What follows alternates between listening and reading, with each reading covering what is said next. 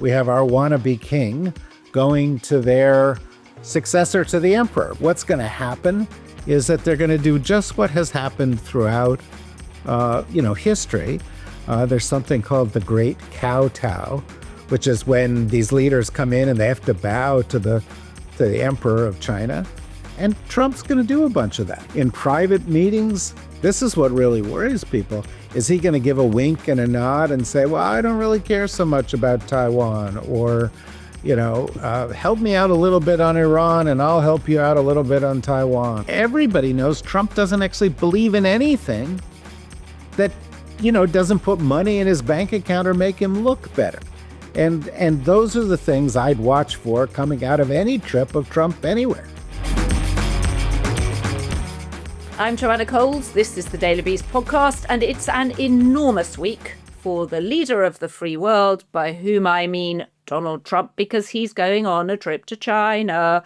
Who better to discuss this with than a man who talks to, all sorts of connections in China himself, David Rothkopf. He can explain why the Chinese call Trump behind his back Comrade Nation Builder, and he's not building the nation he should be building, and why J.D. Vance is the equivalent of political hantavirus.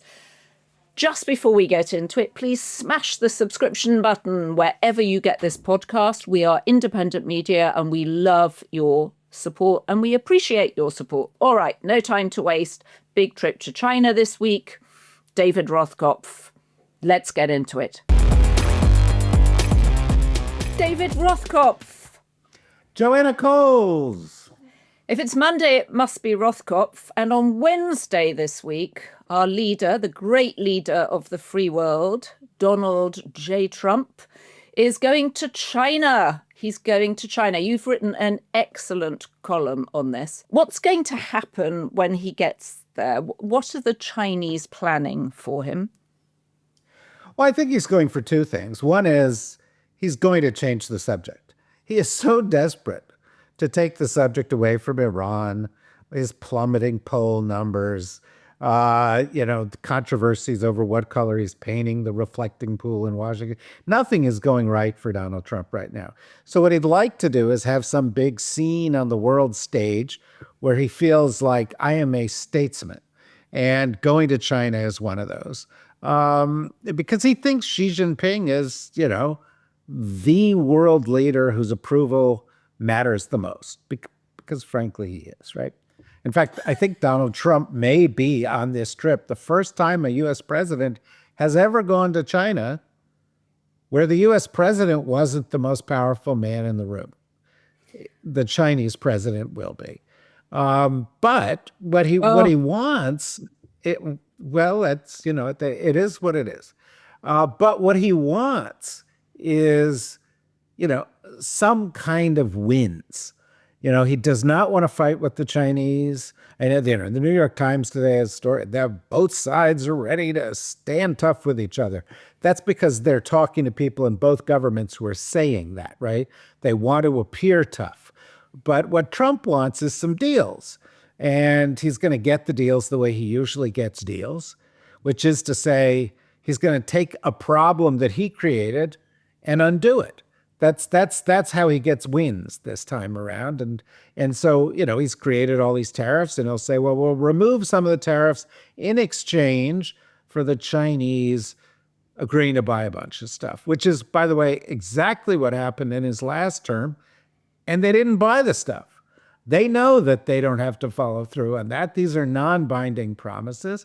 And I don't know, he'll get some kind of deal on rare earth metals or something. And he'll say, look, it was fantastic. And there was a big dinner and there was a toast and they loved me. And Xi Jinping put his arm around me. And so by association, I'm a great man because he's a great man.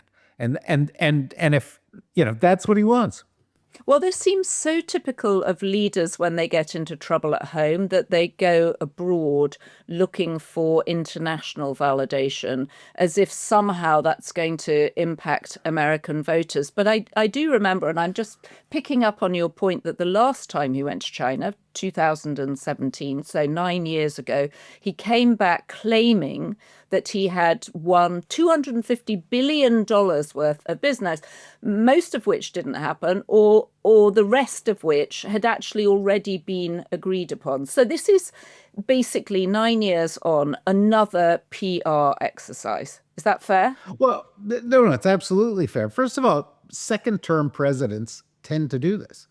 They realize that they're lame ducks and they have less influence here, and so they travel more. They go around the world.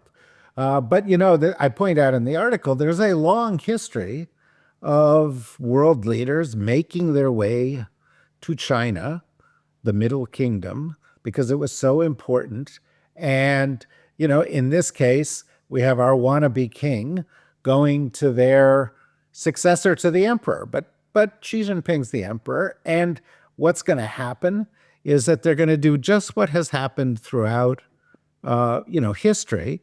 There's something called the Great Kowtow, which is when these leaders come in and they have to bow to the emperor of China. And Trump's going to do a bunch of that. You just know that he is. And in private meetings, this is what really worries people. Is he going to give a wink and a nod and say, well, I don't really care so much about Taiwan, or, help me out a little bit on Iran and I'll help you out a little bit on Taiwan, or whatever. Nobody knows, because everybody knows Trump doesn't actually believe in anything that doesn't put money in his bank account or make him look better. And those are the things I'd watch for coming out of any trip of Trump anywhere. So, David, when you say that he wants to do deals, to what extent do you think he wants to come away with some personal grift here? Is this also about him getting Trump hotels, a chain of Trump hotels across various provinces?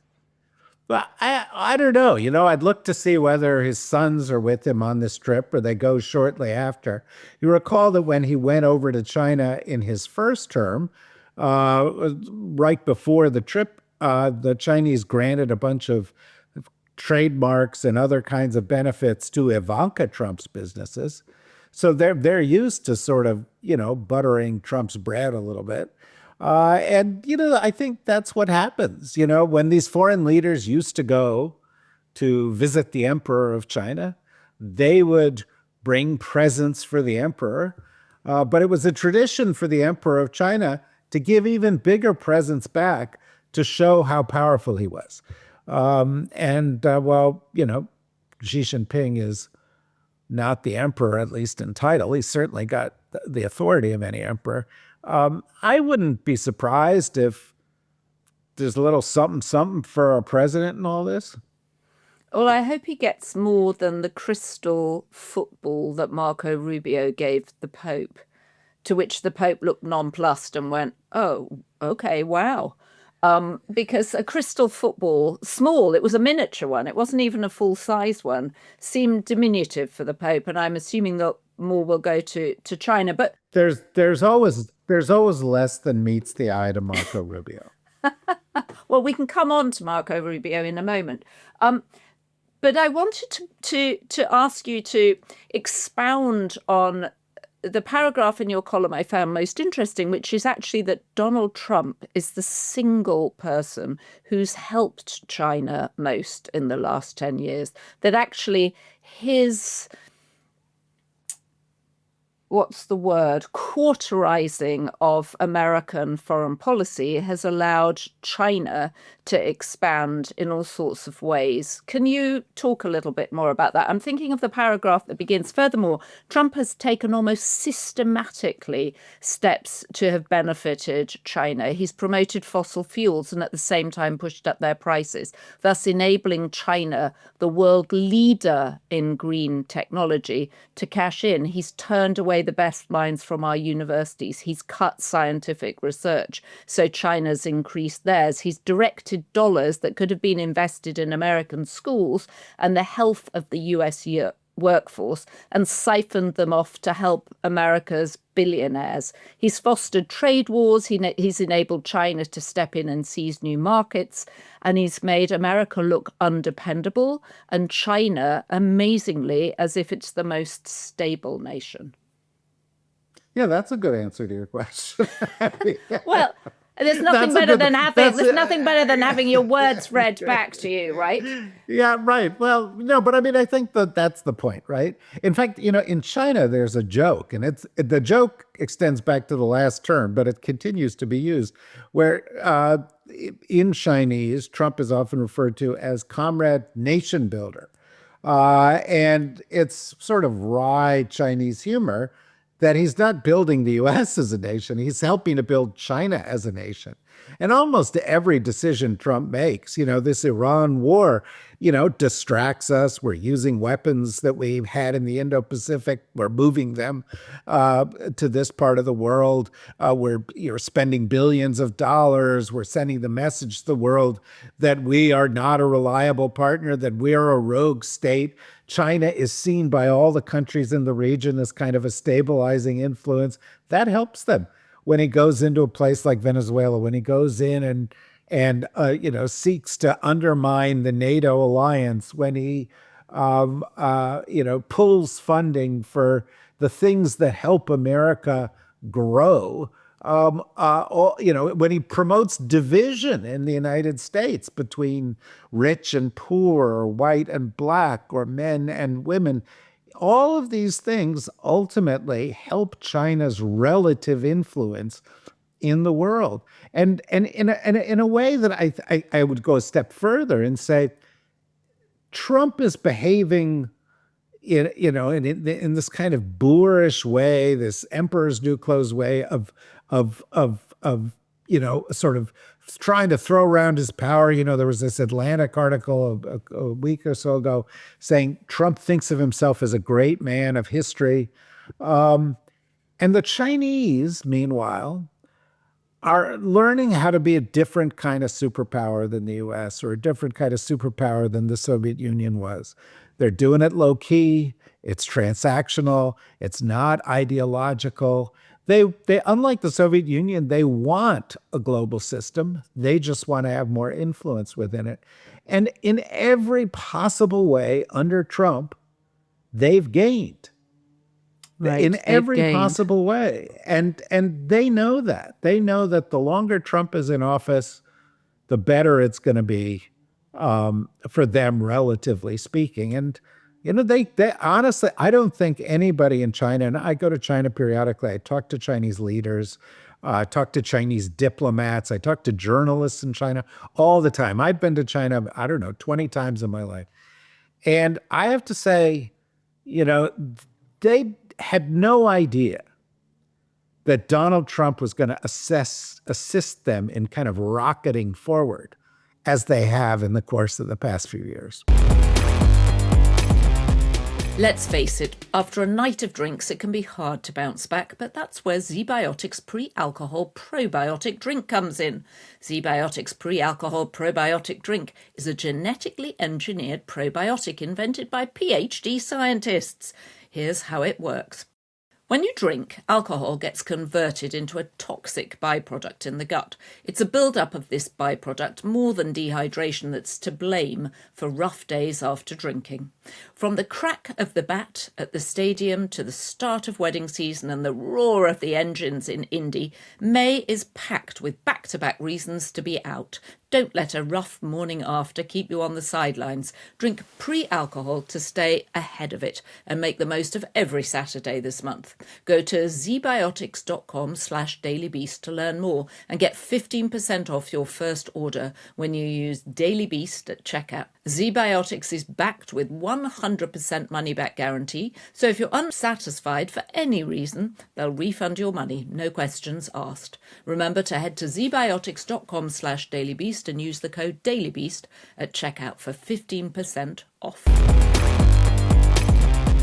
I mean, I love the fact they call him Comrade Nation Builder, but the nation he's building is China. What do they actually think of him?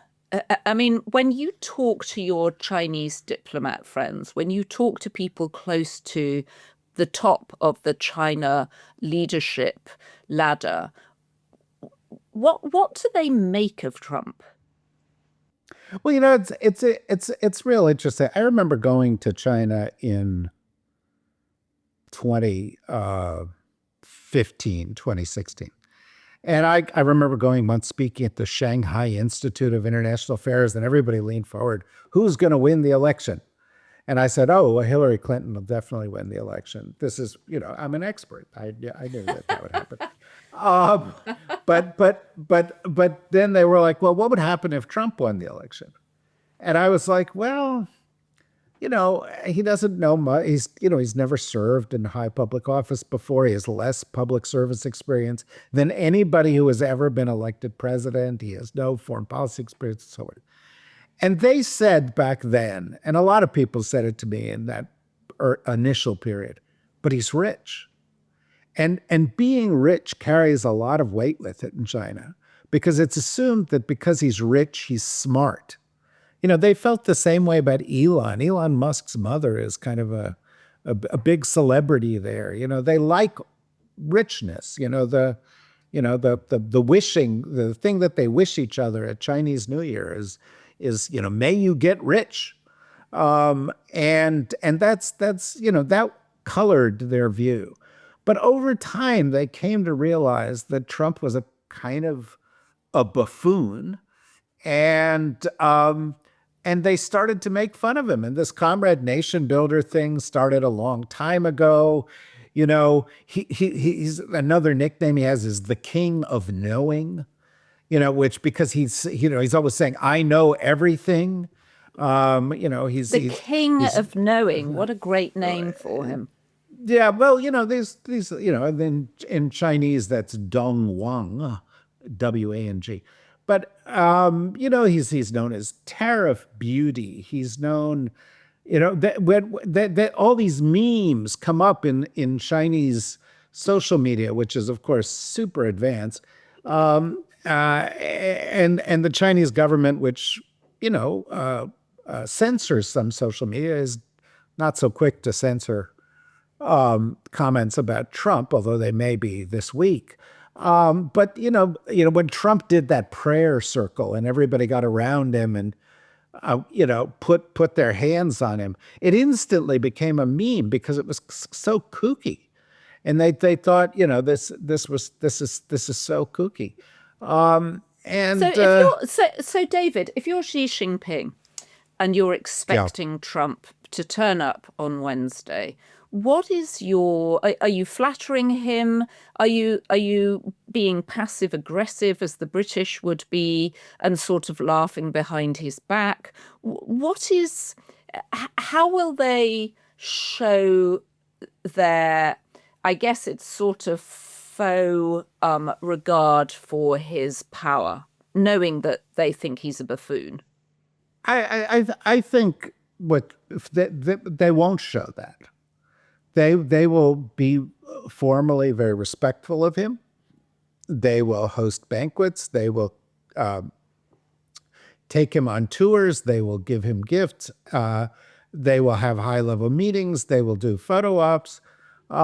If Trump or somebody in Trump's orbit pushes on them hard, as U.S. visitors have in the past on Taiwan or on Tibet or on the rights of Christians in China or on what's going on in Xinjiang province with the Uyghurs or those kind of things, they will push back.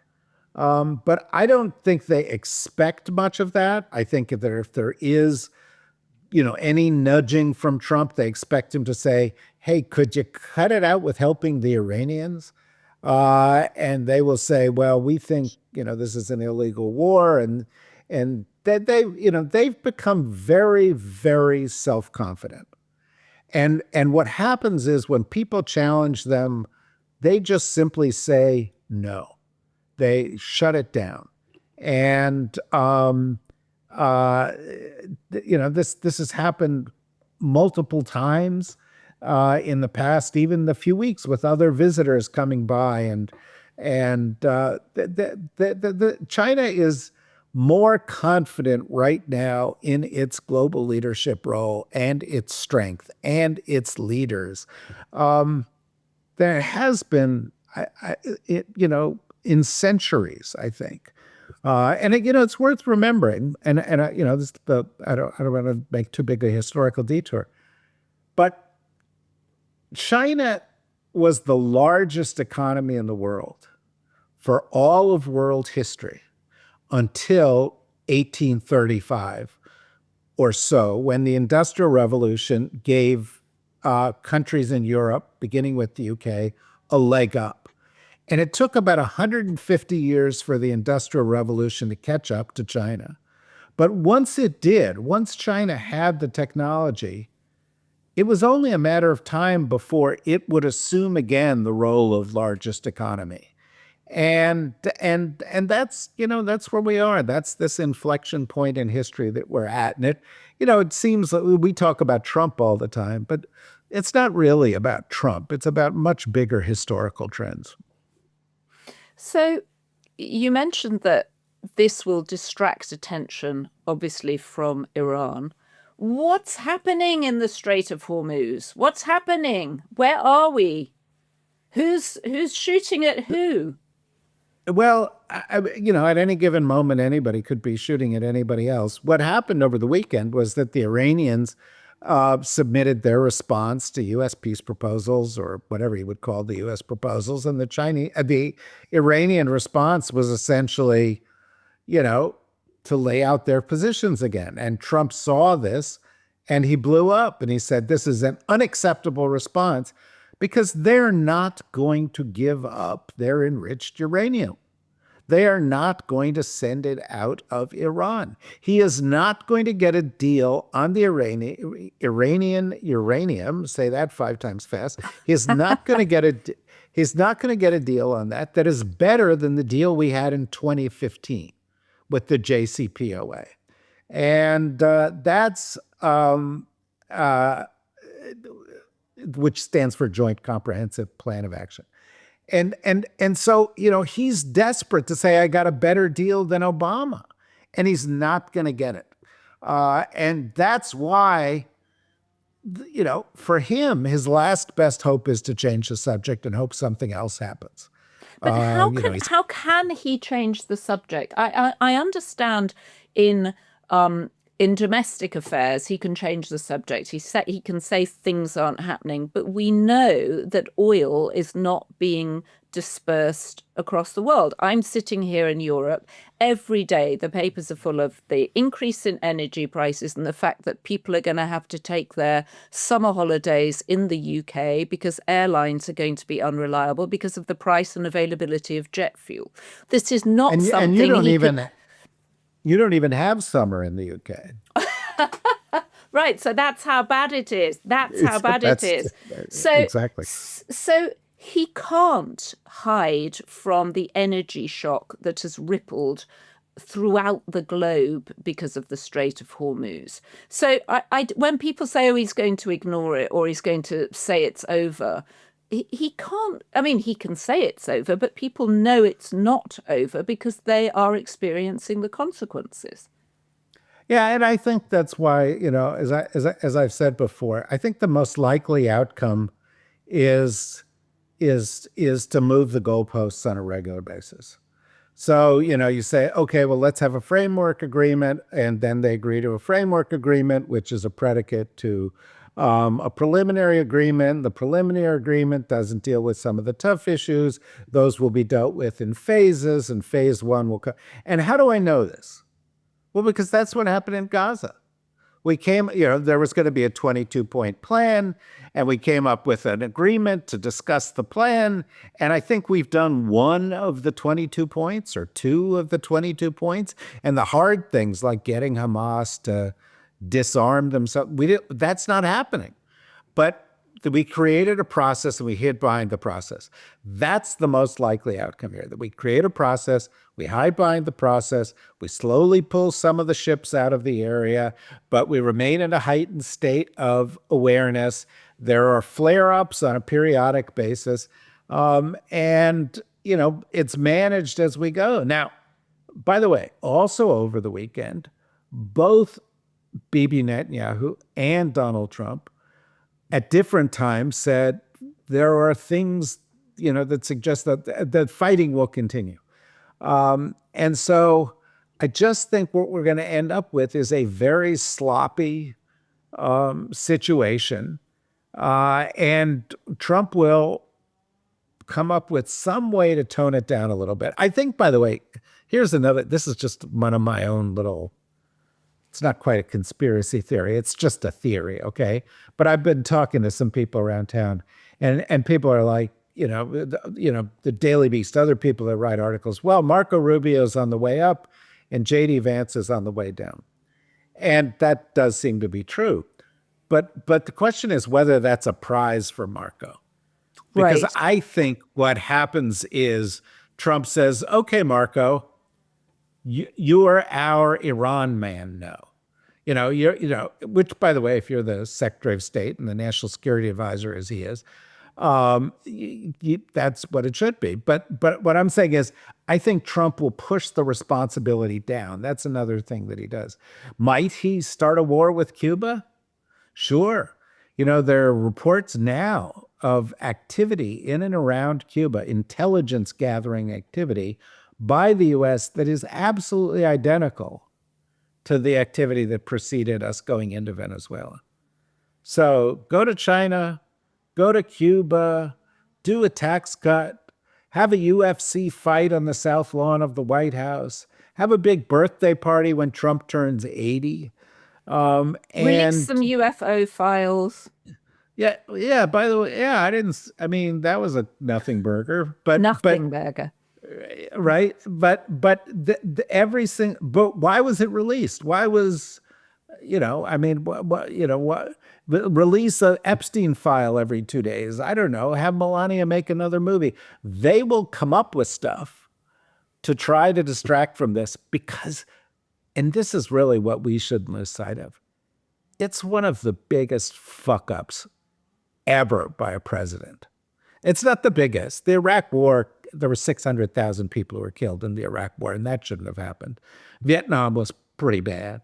That we've had our share of screw ups, but just in terms of the recklessness and mismanagement of this, it's epic.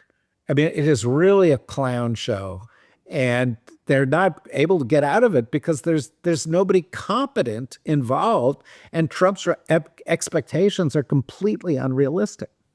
It's so interesting being in Europe because people keep saying to me, oh, thank goodness for Marco Rubio. Because Marco Rubio, the only standard they have for him is that he can speak fluently. So they understand that Donald Trump is sort of challenged and goes off on his weave, and he's 80 and he's got chronic venous insufficiency and his hands are swollen and his feet are swollen and everything about him is swollen. But they assume that somehow Marco Rubio. Not everything, but go on. But they assume that Marco Rubio is somehow running the show because he's coherent and can string a sentence together. They believe that J.D. Vance is a puppet of Peter Thiel and the sort of crazy right Catholic Silicon Valley guys. But Marco Rubio is a guy they feel they recognize, that he seems to speak normally. He's a neocon. They understand that, obviously, because of the Bush era. And I keep saying, I think, to your point, Donald Trump is setting him up for failure in the way that he's setting J.D. Vance up for failure because he doesn't want anybody to follow him. And certainly he's sort of suggesting that Cuba will be Marco Rubio's next move, right? Well, and I'm sure Marco Rubio is pushing for that, but I do think your point is a really, essential point, right? Marco Rubio talks a smooth game. He was a senator for a while. But in the course of being in the Trump administration, he's given up every value he had, including thinking Trump was a danger to the Republic when he was running for president against him. But now, he has done thing after thing after thing, which is Trumpian and dangerous. And so he may talk a smooth game, but, this is the guy who shut down USAID. And, the Lancet has predicted that 14 million people will die as a result of it. That not be inconvenienced. will die between now and the end of this decade as a result of this thing that Marco Rubio has overseen. Marco Rubio is gutting the State Department. In the middle of this war, they have shut down the parts of the State Department that manage nuclear issues. They have, gutted parts of the State Department. They fired 200 diplomats last week. He backs Trump on all of Trump's craziness. And, I think, Europeans of all people ought to be able to understand that being able to speak in coherent sentences is often a cover for people with really malignant intentions and or incompetence. I mean, you're in the UK right now. Keir Starmer can speak in sentences, right? But he's a terrible prime minister, and the country just gave him a big kick in the butt. Yeah, it's interesting. I mean, Keir Starmer, it's a little bit like watching someone being bullied in the playground. I mean, he got a landslide victory for Labour after 14 years of Conservative rule, and yet it was called the Loveless landslide because nobody likes him. As we're recording this, he's actually addressing his party to see whether or not he will have their continued support for the next 3 years. He's a small prime minister. And he may not be Churchill, but, neither was Churchill, right? He got turfed out as soon as the war was over. True. And he had plenty of patches of not being super successful. The British populace is fickle. But I think there's something bigger going on there, which is super interesting should be to Americans. And that is that, there have been these political parties in the UK for 150 years, the Tories and the Labour Party, as it ultimately became known as. And in the most recent round of elections, who dominated it? The Reform Party, the Green Party, the Liberal Democratic Party, and the two traditional parties fell behind, like they did in France. Mm-hmm. And I think that there is a question about what is the shelf life of traditional political parties if they don't adapt. And why is that relevant to Americans? Well, duh. The Republican Party and the Democratic Party, the Republicans threw in with MAGA, this bunch of lunatics. And once Trump goes, I don't know that there's going to be anything left there. There's no real leadership. And the Democrats have not been particularly great in their response to that. And so, I think there is a yearning, and I don't know if it's going to come outside of these parties or new factions within these parties, but there sure is a yearning for change in the United States and just new blood, new voices, new ideas. I suspect that's going to come from somewhere in the center left this time around, and I certainly hope that it does. But we have the same hunger. Europe has this same hunger that we need political leaders to start talking about the future. Start talking about a world being remade by AI. Start talking about a world in which China is a leader. Start talking about a world in which the jobs we thought we would have for the rest of our lives we won't have, or the university educations we thought would benefit our kids are not going to benefit our kids. They want people to deal with these real issues. And right now, political parties everywhere are falling real short. Well, and I think also it's fair to say one of the lessons from the British election is that people want politicians who don't talk in jargon. They want people who talk in theory as it is, which we know is one of the reasons that Trump, especially first time round, was so popular, that in theory he just said the stuff that a lot of people were thinking but didn't dare say. And Nigel Farage, who's the Trump light character here, has that ability to speak as if he's standing next to you in the pub. And, I was looking through some of the comments that he's made recently because we were describing him in another podcast as a drinker. And in fact, someone had said to me, is he a drinker? Because he's always photographed with a pint of beer in his hand, as if he's down at the pub and you just want to go up and have a beer with him, which, of course, we remember people saying they felt they wanted to do with George Bush. And he said, I'm a boozer, but I'm not an alcoholic. And just the word boozer sort of makes you feel like, oh, He's a guy that likes a couple of beers. I like a couple of beers. Why not?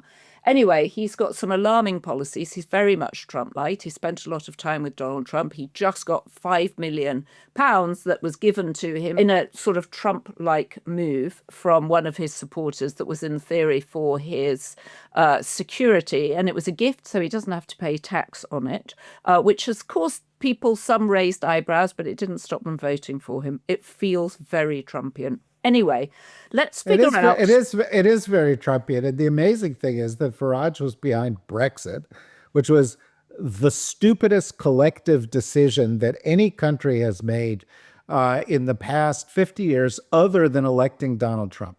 And it somehow he has still managed to stick around with, by the way, the help of some Russian oligarchs, a little bit of a nudge here because the Russians like to do this as they did with Marine Le Pen in France, and as they've done with some of these other parties, they did with former Prime Minister Viktor Orban of Hungary. And isn't it nice, because Peter Magyar was inaugurated over the weekend, that we can say former Hungarian Prime Minister Viktor Orban, and as they're trying to do here in the U.S. Despite his help from J.D. Vance at that rally the week of the election, Viktor Orban. Oddly enough, J.D. Vance, is the kiss of death politically, right? The Pope, he was the kiss of death for the Pope who died the day after meeting him. And now Viktor Orban, he does not have the touch of luck about him.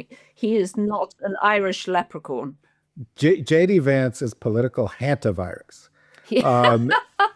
He is a political hantavirus. That's brilliant. That's exactly what J.D. Vance is. You're just like, no, keep him away from me. The vice president is coming. No. And by the way, I don't know if you do sometimes manage to get to watch SNL while you're over there. And this weekend, Matt Damon was those. It was pretty good.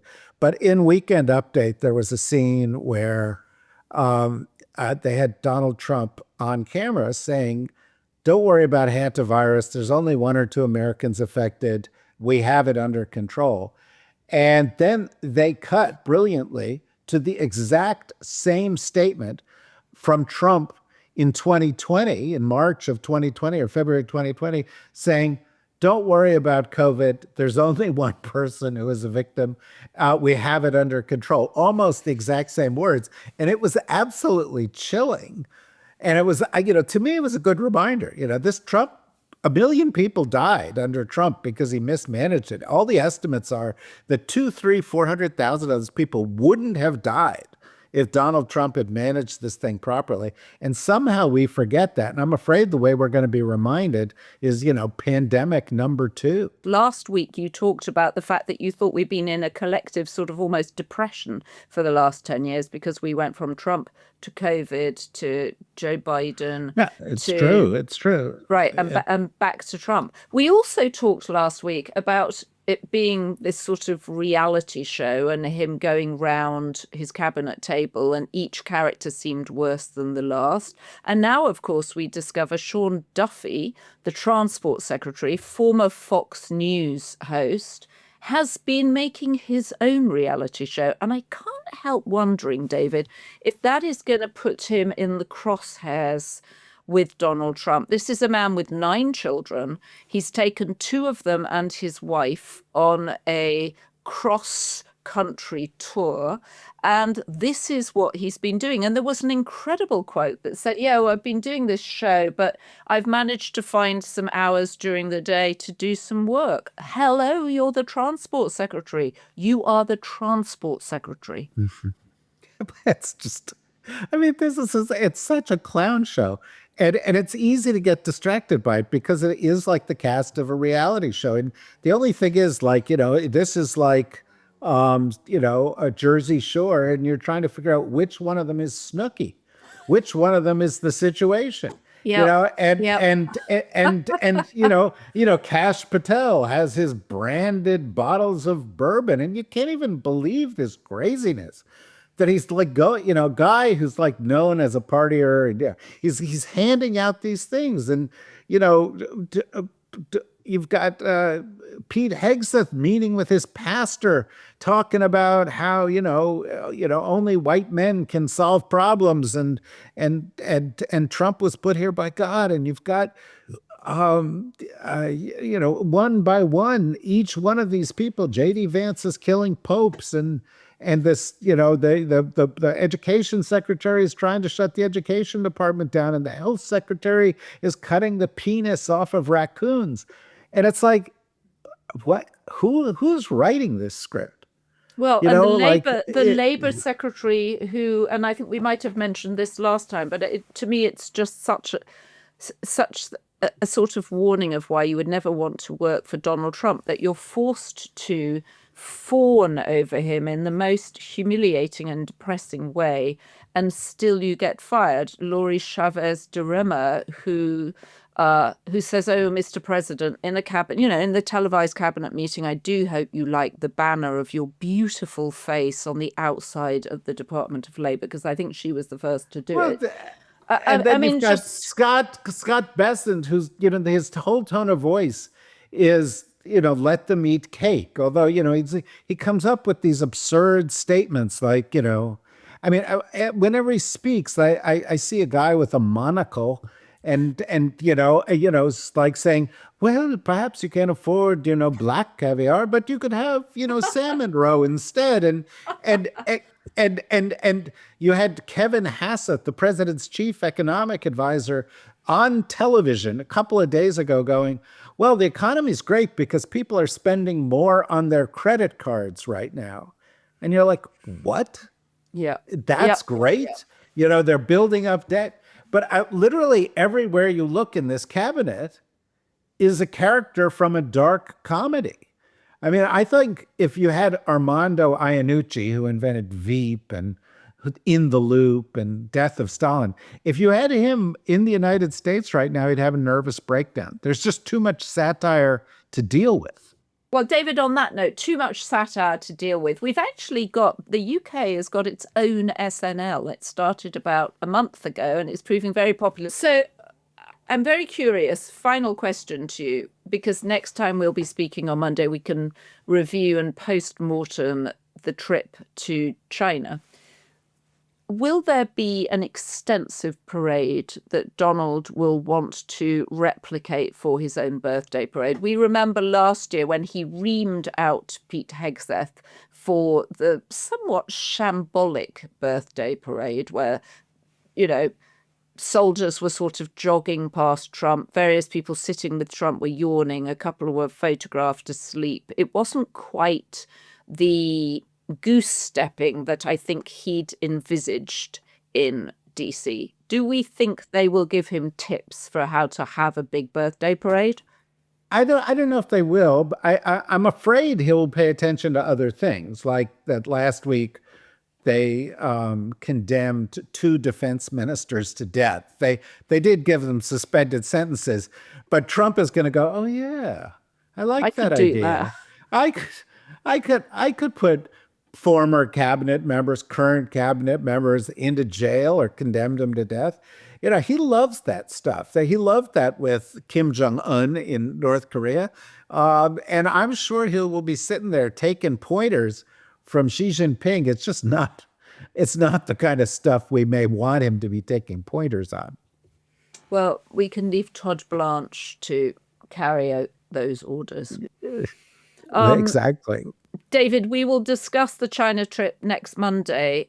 Thank you very much for your insight as ever. I know you spend a lot of time with people thinking about China, and your column is really worth reading and sobering in terms of how Donald Trump has just handed over on a platter so much to the Chinese, all while talking up a big game which is full of sound and fury, signifying nothing. Oh, nice. Nice. It's Macbeth. It is Macbeth. Life is a tale full of sound and fury.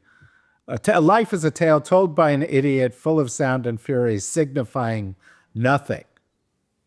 And actually, one of the best characters of all, a character who just killed and killed and killed to support his own ambition. Supported, Well, of course, by actually, his wife encouraged him because he was like on the fence, and his wife encouraged him to do the killing. I saw a great production of Macbeth here in Washington, Rafe Fiennes. oh yes. It was really, really good. Just a year or two ago. Well, there you go. There you go. Well, it's always the wife's fault, isn't it? It's always the Well, wife's in the fault. case of Macbeth, it is the wife's fault. In my case, as I do this analysis of China, my wife speaks Chinese. She goes to China 4 times a year. She runs a cultural exchange program with the Chinese, and I benefit immensely from the knowledge she gives me about China. So I will help, it'll help inform whatever I write for you and what we talk about next week. Excellent. All right. Well, I will look forward to discussing the China trip with you next week. David Rothkopf, many thanks. Thanks to you. So there you have it. J.D. Vance as political hantavirus. Marco Rubio running around, but is he being set up for a fall by Donald Trump? What comes after Iran? Is it Cuba? Well, we'll be back next week with David to debrief on the China trip. And let's keep an eye on who Trump takes with him. Does he take his family with him? Does he take Jared and Steve Witkoff? Does he take Marco Rubio? Does he take J.D. Vance? I can't wait to see. I'll be back tomorrow with Inside Trump's Head. So the good news is we have so many B-Beast tier members now. There are too many names to read out, and we really appreciate your support. Thanks to our production team, Ryan Murray, Rachel Passer, Heather Passaro, Neil Rosenhaus.